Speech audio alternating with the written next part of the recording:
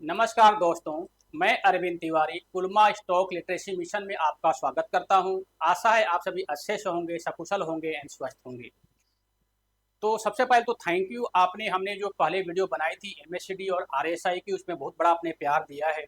अच्छा कमेंट भी आया है और अच्छे लाइक्स भी आए हैं, तो थैंक यू फॉर दैट। तो इसी सीरीज में जो हम लोग अभी हमने स्टार्ट किया है 8 powerful technical indicator for trading.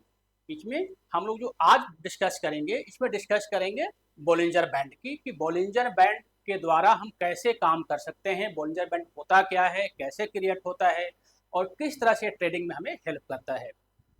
तो जिनको स्टॉक मार्केट की समझ होगी उनको इसके बारे में मालूम होगा, तो हम आज इसके बारे में पूरा डिस्कस करेंगे ए टू जेड। ये करीब आधा घंटे का वीडियो बनेगा और आधे घंटे आप पूरा एक समझ पाएंगे कि किस तरह से बोलने में स्टार्ट होता है, कैसे क्रिएट होता है, कैसे उसमें हम ट्रेड करते हैं। और हम लास्ट में आपको ये भी करके दिखाएंगे कि सिर्फ 1 लाख रुपया लगा के 1 साल के अंदर 50,000 रुपया आप कैसे कमा सकते हैं, 50% का रिटर्न कैसे आ सकता है सिर्फ बॉलिंजर बैंड का यूज करके 1 साल के अंदर। अगर वो जो स्टॉक है वो मोमेंटम वाला स्टॉक है, अगर स्टॉक बढ़ने वाला स्टॉक है तो आज हम इस पर डिस्कस करते हैं। सबसे पहले हम ये ने जो वीडियो बनाई थी वो बनाई थी एमएससीडी की, हो गया। फिर हमने बनाई थी इसके बाद आरएसआई की, ये भी हो गई।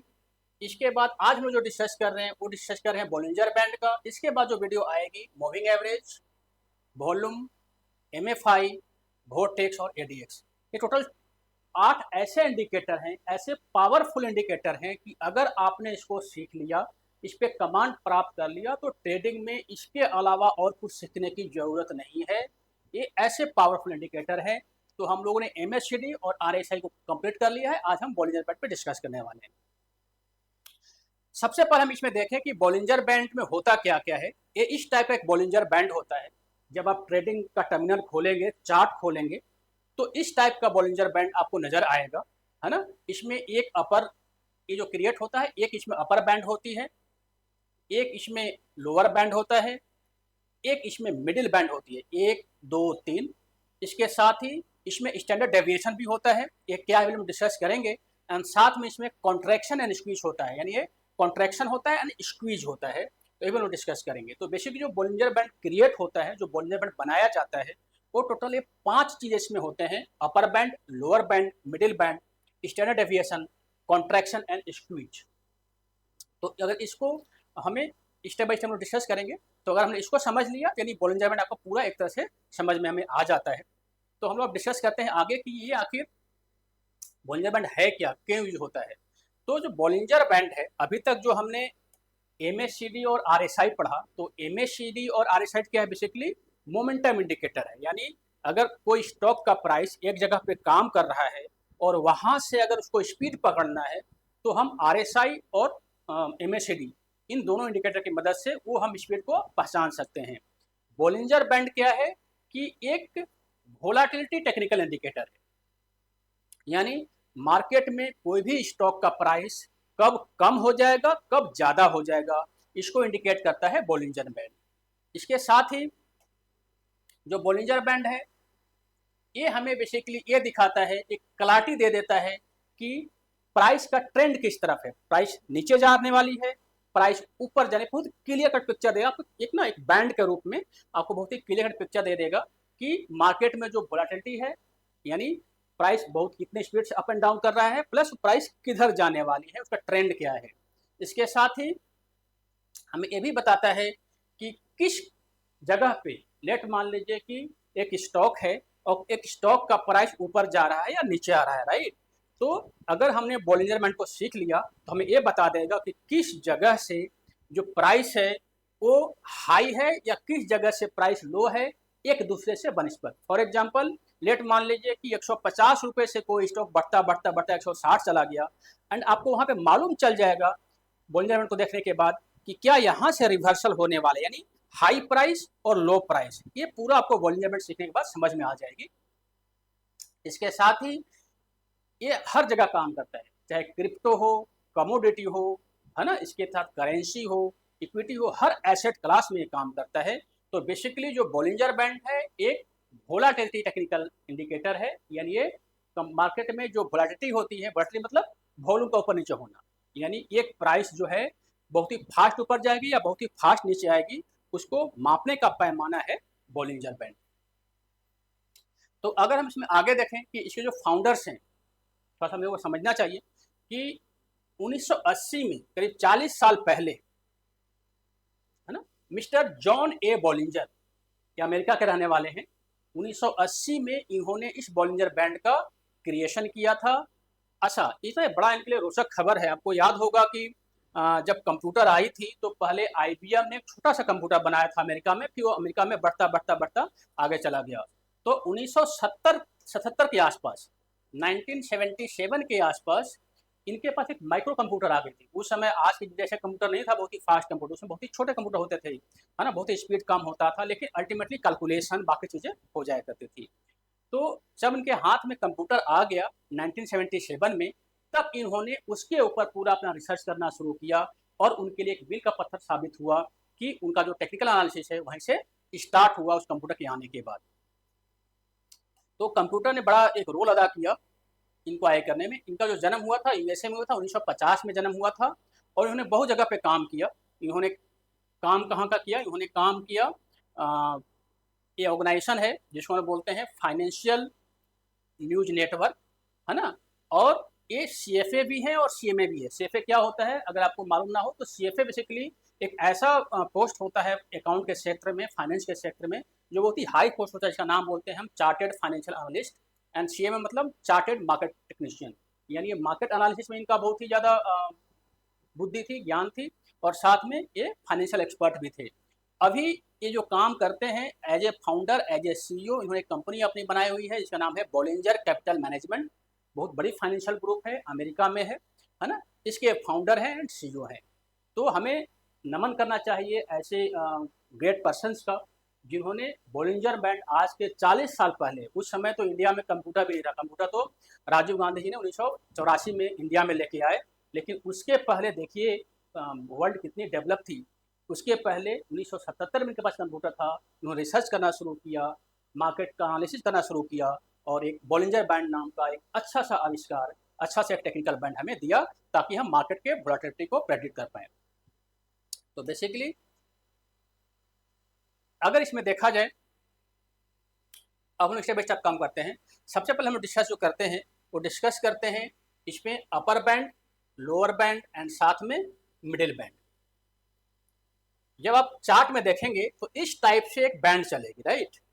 ये क्या है कि इसमें एक अपर बैंड होगा,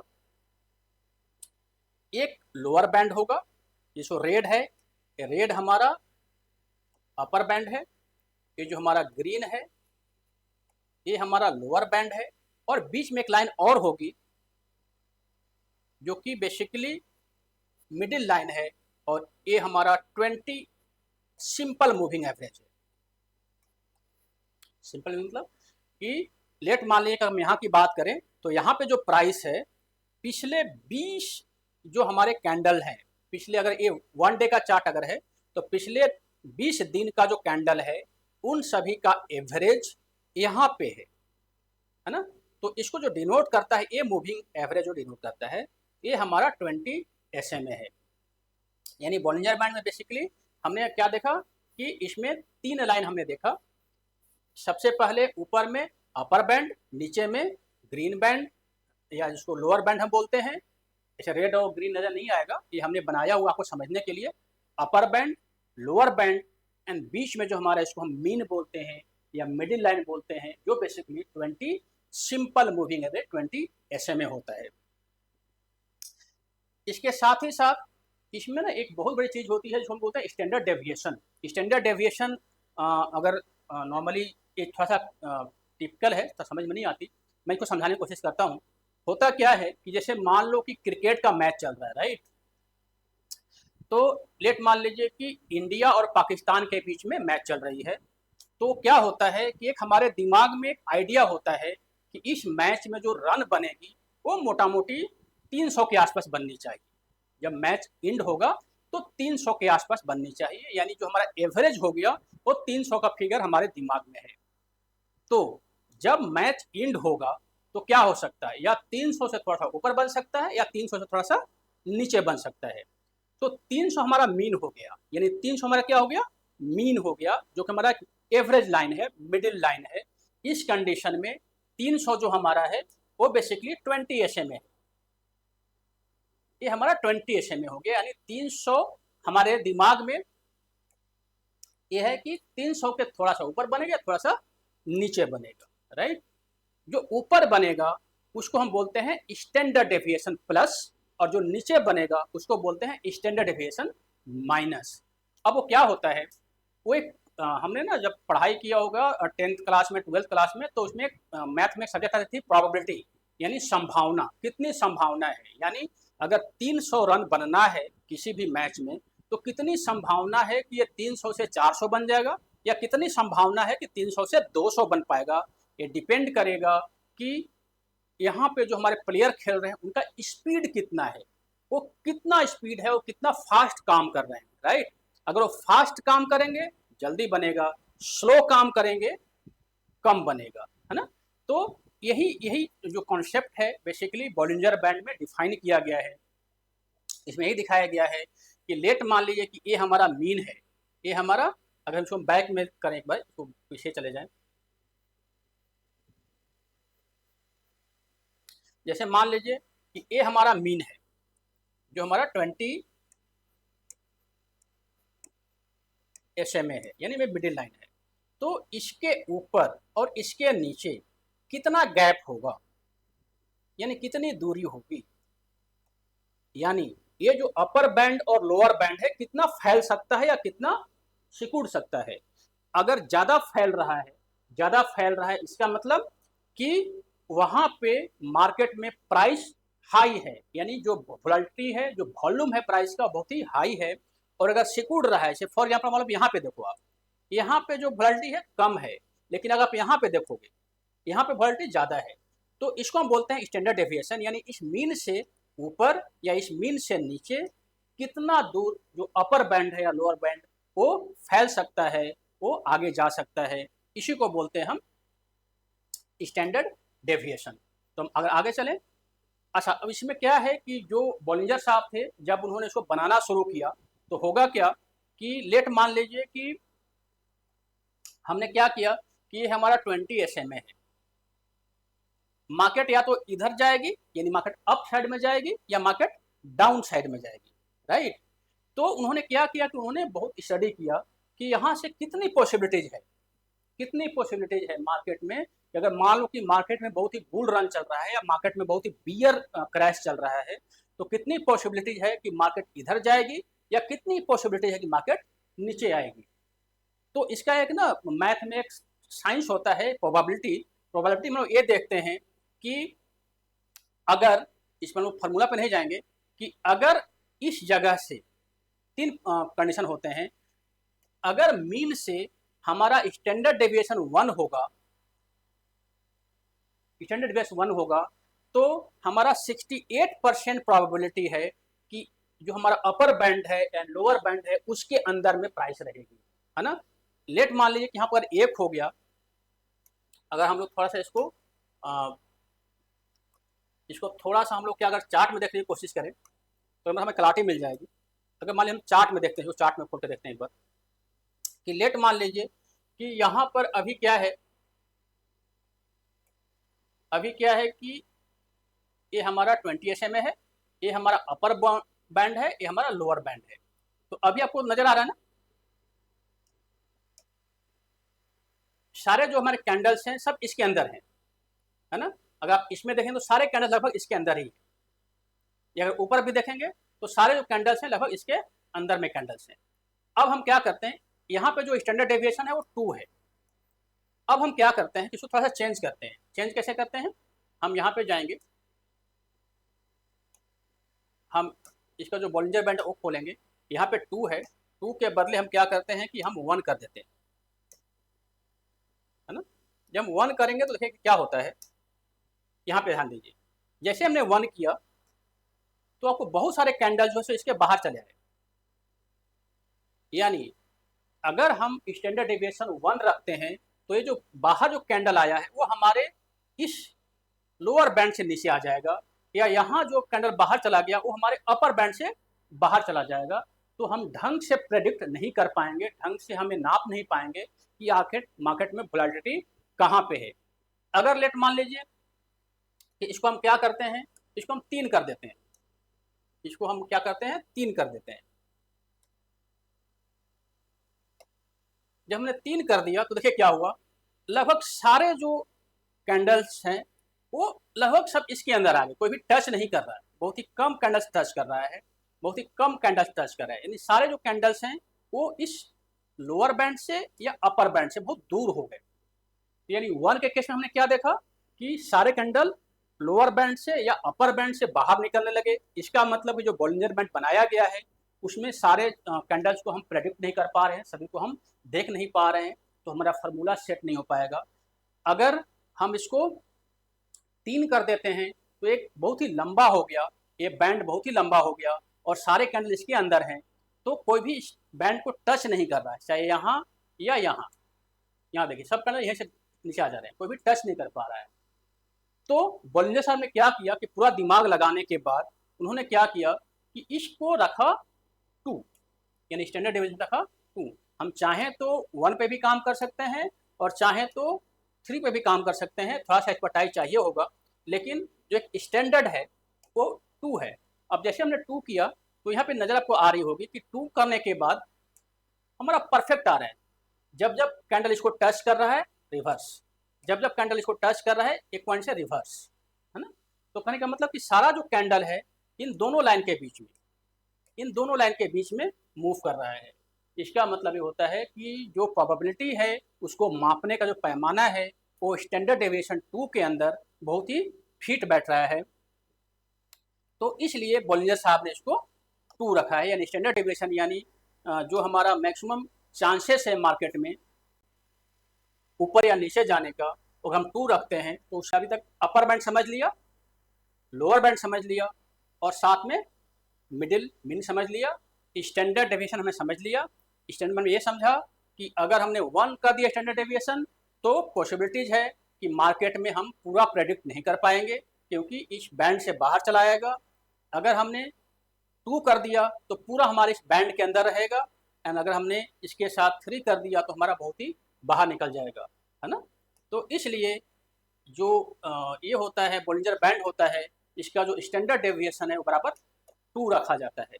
यानी ये हमारा हो गया, ये हमारा हो गया अपर, ये हमारा हो गया नीचे का लोअर, एंड बीच में जो हमारा ये लाइन है ये हमारा स्टैंडर्ड, ये मीन हो गया, जहाँ से हम इसके क्या स्टैंडर्ड डेविएशन जो है ये हम 2 रखते हैं। तो इस तरह से हम पूरे बॉलिंजर बैंड का एक पूरा इस तरह से फॉर्मेशन होता है। आशा आपको समझ में आई होगी, है ना। अगर हम आगे चलें, ऐसे इस पर ज़्यादा, क्योंकि ऑटोमेटिक बना बनाया आता है तो ज़्यादा इसमें दिमाग लगाने की ज़रूरत नहीं है, लेकिन हमें समझ में आ गया कि जब अगर मान लीजिए क्रिकेट में रन 300 बन रहा है एवरेज, तो या तो 400 बन सकता है या तो 500 बन सकता है। तो 400 बन सकता है, 500 बन सकता है, या 300 तो 200 बन सकता है या 100 बन सकता है। तो अगर हमें लगता है कि 400 और 300 के बीच बनेगा तो हम नॉर्मली स्टैंडर्ड डेविएशन 2 होगा। इसी कॉन्सेप्ट पे ये हमारा पूरा काम करता है। अच्छा, एक चीज़ और ध्यान दीजिए कि अब हमें बॉलिंजर बैंड में काम कब करना है, हमारा ट्रेडिंग पॉइंट कब होगा, किस समय हम बॉलिंजर बैंड में काम करेंगे। एक चीज़ ध्यान दीजिए कि जब बॉलिंजर बैंड हम ऊपर देख रहे थे तो मार्केट ऊपर से नीचे आ रही थी, है ना, या मार्केट यहाँ से नीचे जा रही है। इसको हम बैक वाले चार्ट में देखें तो ज़्यादा हमें क्लैरिटी मिल जाएगी। इसमें ध्यान देते हैं कि यहाँ पे ना मार्केट ऐसे आ रही है, मार्केट ऐसे जा रही है, यानी एक कैंडल है, प्राइस है, ऊपर जा रहा है। तो जब ऊपर से नीचे आ रहा है तो ध्यान दीजिए कि यहाँ पे गैप ज़्यादा है, यहाँ पे गैप ज़्यादा है, यहाँ पे गैप ज़्यादा है, यहाँ पे गैप ज़्यादा है। इसके बाद क्या हुआ, गैप कम होना शुरू हो गया, गैप कम शुरू होना शुरू, गैप कम होना शुरू हो गया, गैप कम हो। एक पॉइंट ऐसा जब दोनों सिकुड़ गए, पूरा एक दूसरे में सिकुड़ गए, तो ये जो गैप कम होना शुरू होता है इसको बोलते हैं कॉन्ट्रैक्शन।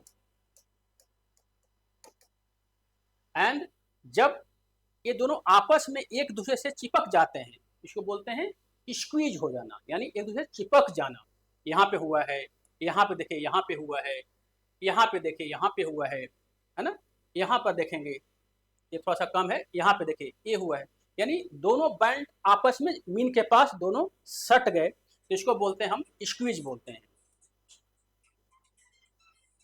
है ना, इसको हम बोलते हैं स्क्वीज बोलते हैं। तो यानी कॉन्ट्रैक्शन का मतलब कि जब वोलेटिलिटी बहुत ज़्यादा होती है, जब वोलेटिलिटी बहुत ज़्यादा होती है और धीरे धीरे दोनों बैंड आपस में सटना शुरू कर देते हैं, तो जो प्रोसेस होता है इसको हम बोलते हैं कॉन्ट्रैक्शन। एंड जब दोनों आपस में सट के और यहाँ से रिवर्सल शुरू होता है तो इसको बोलते हैं स्क्वीज होना, है ना। तो है ना, तो जब भी प्राइस जो है सो नीचे आती है, यानी दोनों जो बैंड है पहले ज़्यादा बड़ा होता है, ज़्यादा बड़ा होता है, ज़्यादा बड़ा होता है, फिर छोटा होना शुरू हो जाता है, छोटा होना शुरू हो जाता है, इन दोनों का गैप, इसका और इसका गैप देखिए।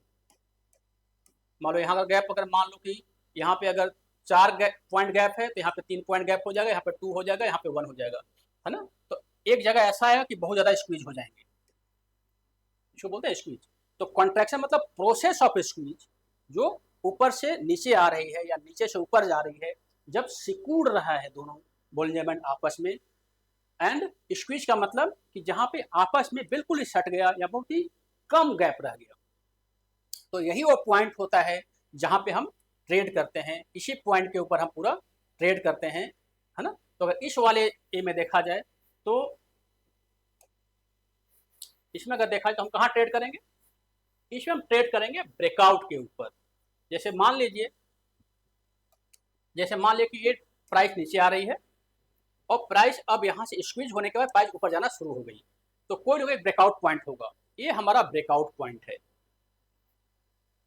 यानी ये हमारा स्विंग हाई था, जैसे स्क्वीज होने के बाद ऊपर जाना शुरू कर देगी प्राइस, यानी स्क्वीज होने के बाद ऊपर जाना शुरू कर देगी। हमने इसको ज़्यादा बेटर होगा कि हम पुराने वाले चार्ट में देख लें, वो ज़्यादा बेटर रहेगा हमें लगता है, इसमें शायद रिलेट नहीं कर पा रहे होंगे। यहाँ पे जैसे ही हम क्या करेंगे कि जैसी प्राइस नीचे आ रही है, यानी कॉन्ट्रैक्शन हो रहा है, बोलिंजर बैंड में कॉन्ट्रैक्शन हो रहा है, यानी अपर बैंड लोअर बैंड के बीच में जो गैप है वो कम हो रहा है। एंड जब आपस में दोनों ने बहुत कम गैप कर दिया और यहाँ से जब प्राइस रिवर्स करती है, तो जो हमारा परचेज पॉइंट होगा, हमारा इसके ब्रेकआउट, कोई भी जो स्विंग हाई होगा, जब उसका ब्रेकआउट कटेगा तब हमारा यहाँ पे बाई होगा, हम यहाँ पे बाई करेंगे। अभी हम यहाँ पे बाई नहीं करेंगे, यहाँ पे बाई नहीं करेंगे, कहीं बाई नहीं करेंगे, लेकिन हम बाई कहाँ करेंगे, यहाँ पे करेंगे। कभी कभी क्या होता है कि जब आप एक्सपीरियंस हो जाएंगे या जो लोग एक्सपीरियंस है ऑलरेडी, तो जैसे ही यहाँ से जो लोअर बैंड होता है, जैसे वहाँ से प्राइस मूव करती है, तो लोगों को समझ में आ जाता है कि अब जो है सो प्राइस ऊपर की तरफ जाएगी, तो लोग बाई कर लेते हैं। बहुत सारी चीज़ें देखा जाता है, वहाँ पे सपोर्ट देखा जाता है, इसके साथ मूविंग एवरेज देखा जाता है, कुछ वहाँ पे क्या सप्लाई जोन डिमांड वो चीज़ें देखी जाती हैं, है ना। लेकिन एज ए बिगिनर्स हमें तब बाई करना है जब हमारा ये ब्रेकआउट यहाँ पे होगा, यानी यहाँ से कॉन्ट्रैक्शन होगा, यहाँ पे स्क्वीज होगा, स्क्वीज के बाद जो ब्रेकआउट है कटेगी, जैसी ब्रेकआउट कटेगी तो यहाँ पे जो ऊपर का कैंडल बनेगा और उसका जो फॉलोअप कैंडल बनेगा, ये हमारा बाई हो जाएगा। यानी इस कंडीशन में, इस वाले कंडीशन में अगर हम देखें, तो हमारा कहाँ बाई होता है, कहाँ सेल होता है,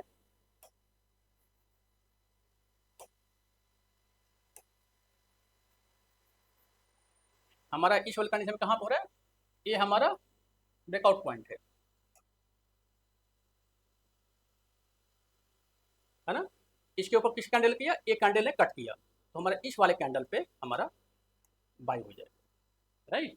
तो बेसिकली इस तरह से बॉलिंजर बैंड काम करता है।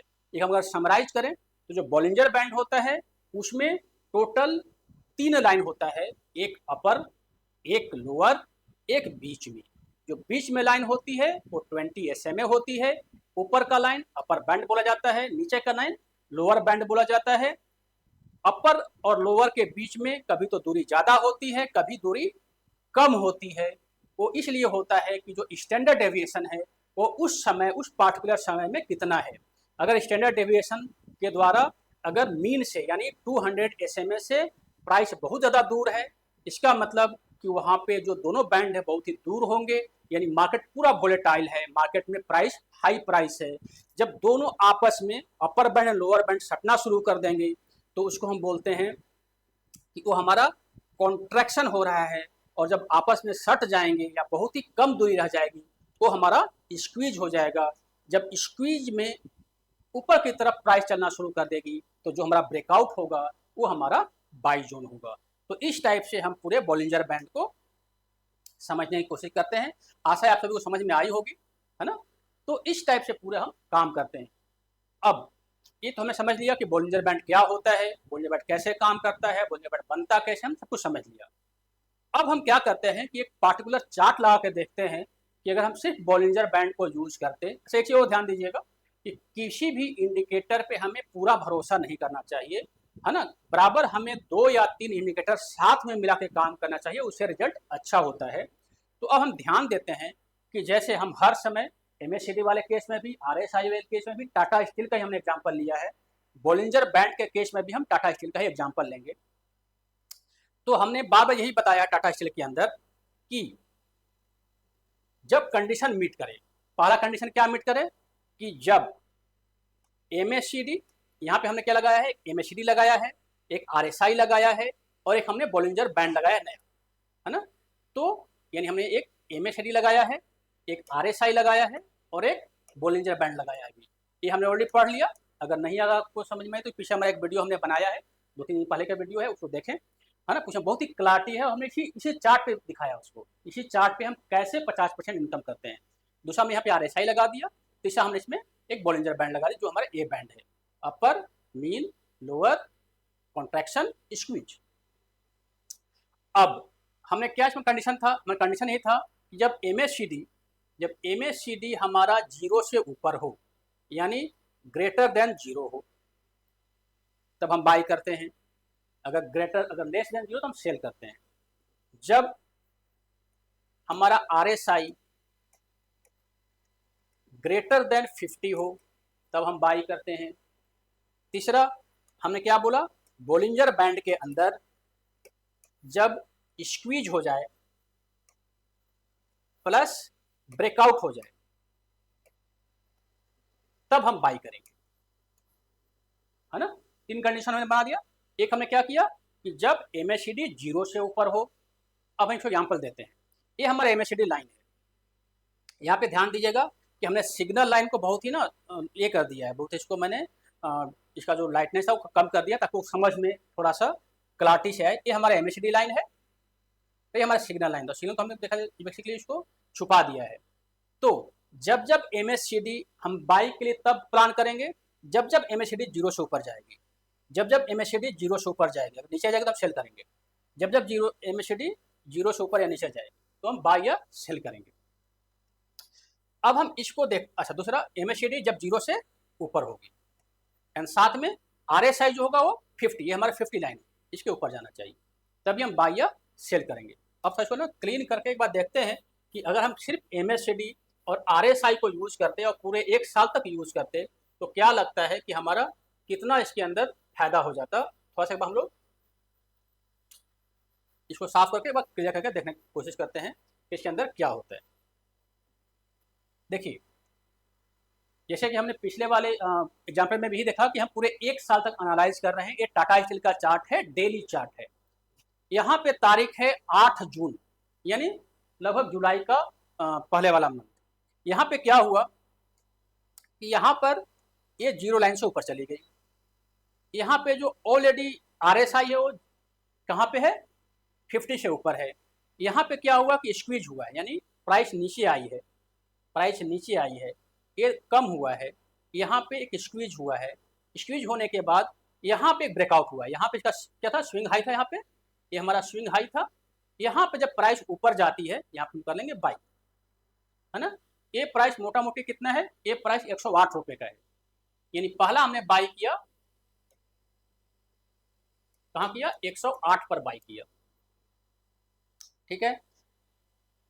प्राइस अभी जब तक ये 0 लाइन से ऊपर है अब कोई भी दिमाग नहीं लगाना, जब तक ये MACD 0 लाइन से ऊपर है हमें कोई दिमाग नहीं लगाना। जैसे यहाँ पर 0 लाइन से नीचे गई, MACD 0 लाइन से नीचे गई, हमने क्या देखा कि हमारा RSI भी 50 से नीचे आ गया।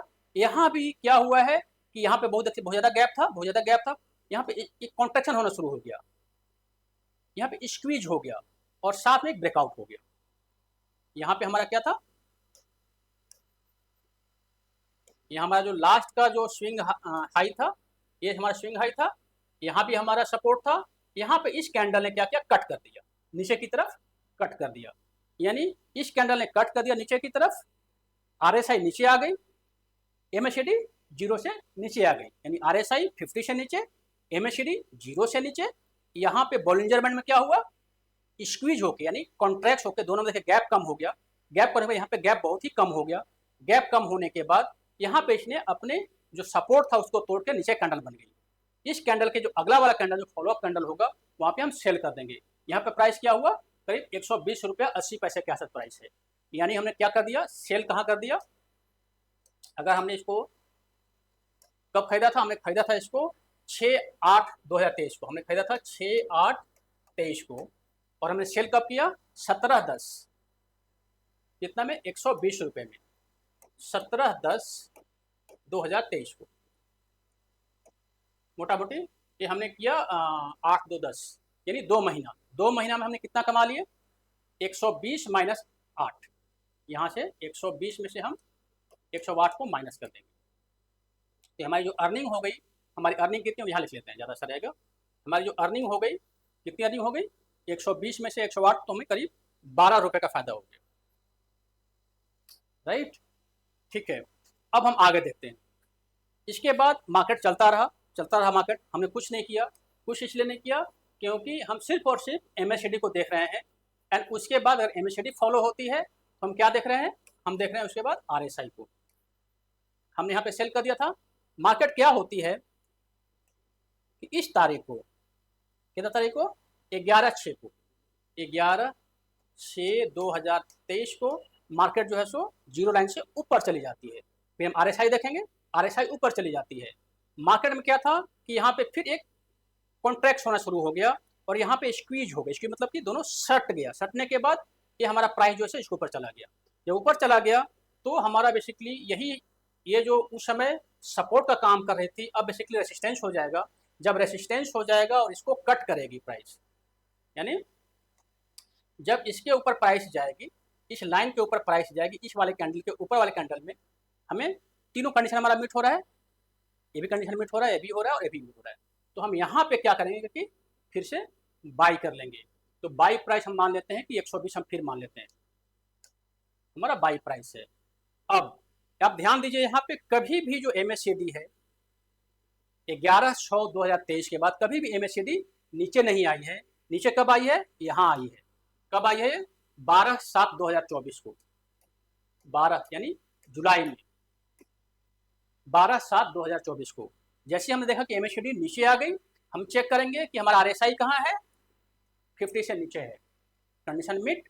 अब हम चेक करेंगे कि हमारा बॉलिंजर बैंड क्या कर रहा है, तो बॉलिंजर बैंड यहाँ पे मूव कर रही थी, यहाँ पे स्क्वीज होना शुरू हो गया, यानी अपर बैंड और लोअर बैंड आपस में सटना शुरू हो गया और यहाँ पे पूरा ही स्क्वीज हो गया, पूरा ही सट गया।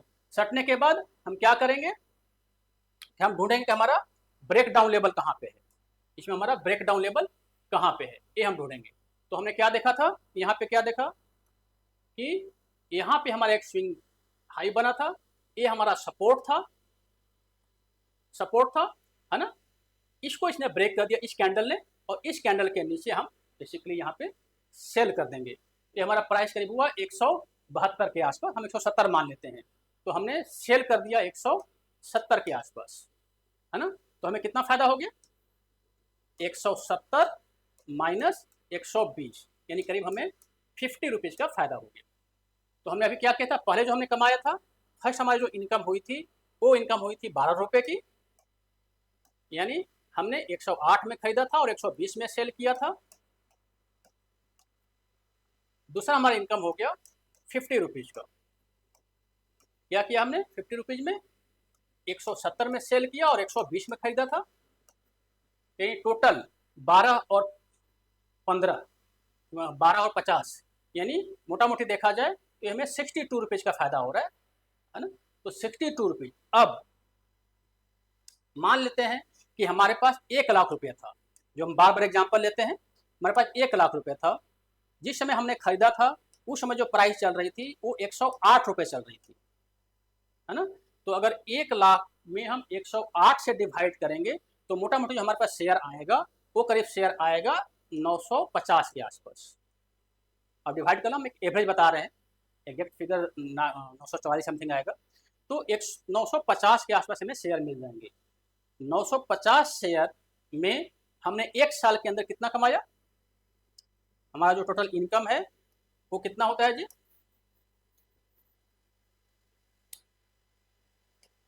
950 गुने कितना 62, है ना। तो अगर इसको हम गुना करें तो करीब आएगा 100 मोटा मोटी मान के चले कि 56,000 के आसपास। कैलकुलेट कर लिया, मैं बता रहे 56,000 के आसपास।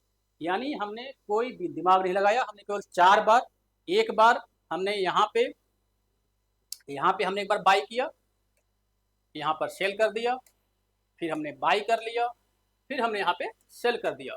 एक साल में 1 लाख रुपया लगाया, 950 शेयर खरीदा। नीचे जब मिट हुआ 3 क्राइटेरिया, MACD 0 से ऊपर, RSI 50 से ऊपर, Bollinger band, contraction and squeeze, फिर ब्रेकआउट। जैसे हुआ हमने बाई कर लिया। जब ऊपर से बोलिंजर बैंड ब्रेक डाउन, 50 से नीचे RSI, 0 से नीचे MACD, हमने सेल कर दिया। सिर्फ हमने ये 3 कंडीशन फॉलो किया, 3 इंडिकेटर को फॉलो किया, एंड उसके बाद हमारा जो प्रॉफिट होता है एक साल के अंदर वो 56,000 होता है। मोटा मोटी 50% मान लेते हैं कि 1 लाख रुपया लगा के करीब आपने 50% का इनकम करिए। आप हमें बताइए कि ये इसमें कहाँ पे रॉकेट साइंस है, कहाँ पे इसमें प्रॉब्लम्स है। अगर इसको हमने ढंग से सीख लिया तो यहाँ पे कहाँ पे लग रहा है कि हमें समझ नहीं आ रहा था सर, और हमें देखिए मार्केट में लॉस वही करते हैं जो बार बार हर कैंडल पर खरीदने या बेचने की कोशिश करते हैं।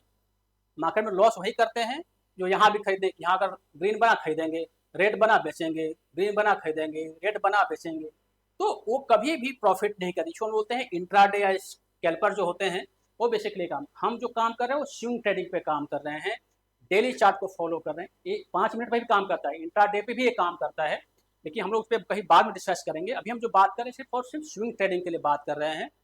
तो सिर्फ हमने 1 लाख रुपया लगाया, यानी पूरे एक साल के अंदर हमने 1 लाख रुपया का इन्वेस्टमेंट किया और 56,000 का हमने प्रॉफिट अपने घर ले गए। यानी देखा जाए तो करीब 50% प्लस, यानी 50% का प्रॉफिट हमें आ गया। पिछले वाले वीडियो में हमने देखा था कि हमने MACD को सिर्फ फॉलो करके उसमें भी करीब 45,000 के आसपास कमाए थे, सिर्फ RSI को फॉलो करके भी हमने 45,000 को कमाए थे।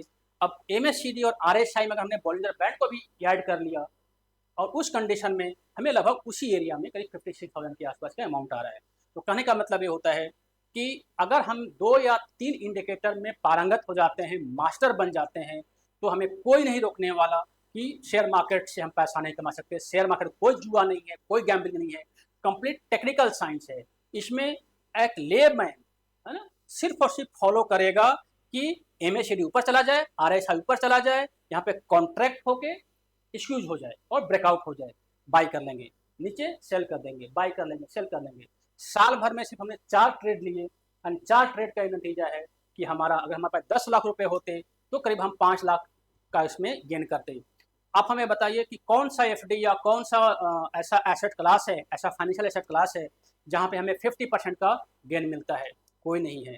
तो ये बहुत ही पावरफुल इंडिकेटर है और इसको वोलेटिलिटी इंडिकेटर इसलिए बोलते हैं कि ये बेसिकली वोलेटिलिटी को शो कर रहा है। ये जो इंडिकेटर है बेसिकली क्या हो रहा है कि जब मार्केट नीचे आ रही है और जब स्क्वीज से ऊपर बहुत ही फास्ट जा रही है, जब नीचे आ जाए ऊपर जाए तो बहुत ही फास्ट जा रही है, यानी इसका जो मूवमेंट होता है वो बहुत ही फास्ट होता है। तो ये हमें इंडिकेटर उस मूवमेंट को पकड़ के देता है ना। जैसे अब देखिए आज तारीख कितना है, आज तारीख है 24 सितंबर आज है। आज का कैंडल देखिए टाटा स्टील का। अच्छा, हमने एक वीडियो बनाई थी, आप इसको जरूर देखिएगा, मेरा ये रिक्वेस्ट है आपसे।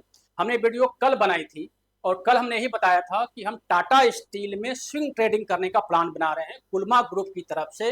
मैं उसमें ट्रेड लूंगा, मैं उसमें एंट्री करूंगा और इसी को हम यूज करेंगे, जो हमारा इंडिकेटर होगा हम इसी को यूज करके हम लेंगे। अब जरूर उस वीडियो को देखिए, उसमें साफ साफ बताया हुआ है कि किस तरह से हम आइडेंटिफाई करते हैं कि कौन सा स्टॉक हमारे बाइंग रडार पे आ चुका है। टाटा स्टील 200 EMA के पास था, जो बोलिंजर बैंड थी वो स्क्वीज हो रही थी, पतली हो रही थी, पतली होने के बाद वहाँ पर ब्रेकआउट हो रहा था, क्योंकि वहाँ पे कंसोलिडेशन हो रही थी। कंसोलिडेशन के बाद जब ब्रेकआउट हुआ तो हमने इसी को फॉलो किया कि टाटा स्टील देखिए यहाँ पे क्या हो रहा है, नीचे आ रहा है, नीचे आ रहा है। यहाँ पे देखिए क्या हो कि यहाँ पे देखिए लंबाई ज़्यादा है ना, गैप ज़्यादा है। यहाँ पे क्या गैप कम होना शुरू हो गया, गैप कम शुरू। यहाँ पे देखिए ये जो एरिया है इसको थोड़ा साफ कर लेते हैं, बहुत ही बड़ा इंपॉर्टेंट चीज़ है। ये थोड़ा मैं 2 मिनट और टाइम लूँगा, बहुत ही क्योंकि बेसिकली हमारे जो ट्रेडर्स भाई हैं या हमारे जो इन्वेस्टर्स भाई हैं उनको यही प्रॉब्लम होती है कि भाई मार्केट में पैसा ही नहीं बनता। हमें समझ नहीं आया कि मार्केट में पैसा क्यों नहीं बनता है। यहाँ पे नीचे आ रही थी, प्राइस नीचे आ रही थी, दोनों जो Bollinger band, upper Bollinger band, lower Bollinger band जो है सो धीरे धीरे कम हो रही थी, गैप कम हो रहा था, गैप कम होता है। यहाँ पे करीब 1 महीना से देखिए ये दोनों के बीच में गैप बहुत ही कम हो गया। कम होने का मतलब कि यहाँ पे जो मार्केट है वो कंसोलिडेट कर रही है, मार्केट स्क्वीज हो गई है। जैसे ही इसने क्या किया, जैसे हमने कल भी ये बताया था कि जैसे इसने 155 को क्रॉस किया, यहाँ पे हमारा एक ब्रेकआउट लेवल था। जैसे ही इस प्राइस ने 155, ये हमारा ब्रेकआउट लेवल है, जैसे इसने 155 के आसपास है, जैसे इसने इसको क्रॉस किया मार्केट में मोमेंटम देखिए 155 के बाद मार्केट ज़्यादा ज़्यादा रुकती है, 160 पे रुकती है। 5 रुपये का अंतर होता है, 5 का मतलब करीब 150 का स्टॉक है, मोटा मोटी 5% के आसपास, 4 से 5% के आसपास एक दिन का मूव है। अगर हम यहाँ पे सीख लेते, हमने क्या यहाँ पे सीखा, जो हमारा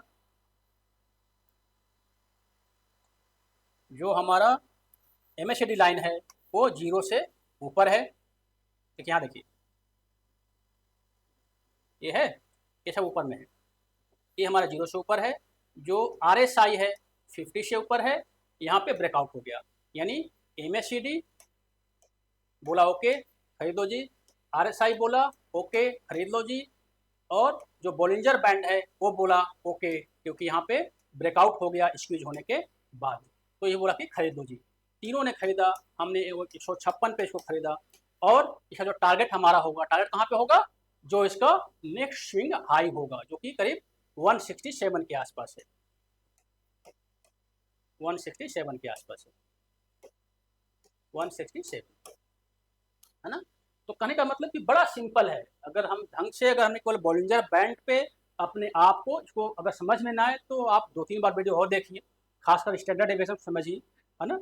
तो अगर ये अगर समझ में आ गया और आपको लगता है कि इसमें थोड़ा सा हमें आपको और जानकारी चाहिए, कुछ की खराटे नहीं है, तो आप हमें कमेंट बॉक्स में ज़रूर लिखिए, हम आपको बाकायदा 1 to 1 इसका रिप्लाई करने की कोशिश करेंगे।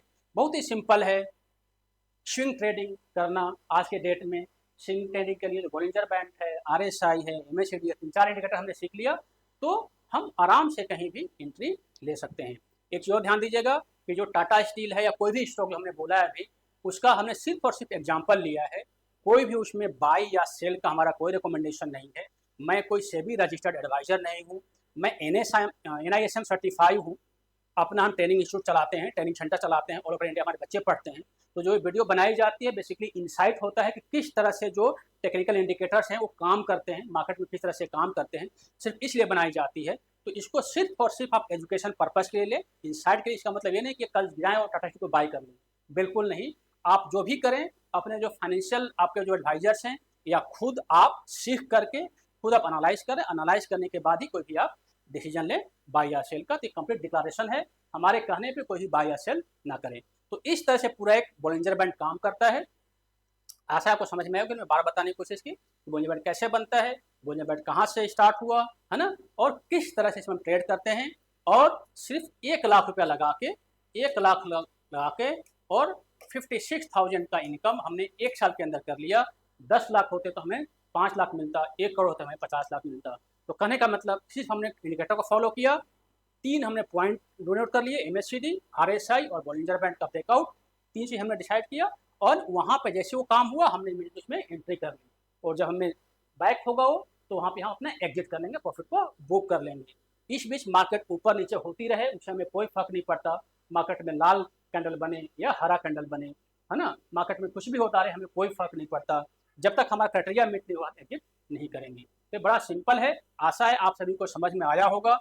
और चूँकि हमारा ये जो प्रयास है, एक नया प्रयास है, लास्ट मंथ ही हमारी ये जो यूट्यूब चैनल है बनाई गई है, तो आपसे यही रिक्वेस्ट है कि वीडियो तो बहुत लोग देखते हैं, लेकिन होता क्या है कि सब्सक्राइब नहीं कर पाते। तो मेरा एक रिक्वेस्ट यही है कि आप इसको शेयर करें, साथ में खुद भी सब्सक्राइब करें, लाइक बटन को क्लिक करें, बेल बटन को क्लिक करें एंड साथ में इसको शेयर करें अपने दोस्तों के साथ, ताकि ये जो जानकारी है सभी के पास पहुँच जाए। आशा है आप सभी अच्छे से होंगे। Thank you. जय हिंद, जय भारत।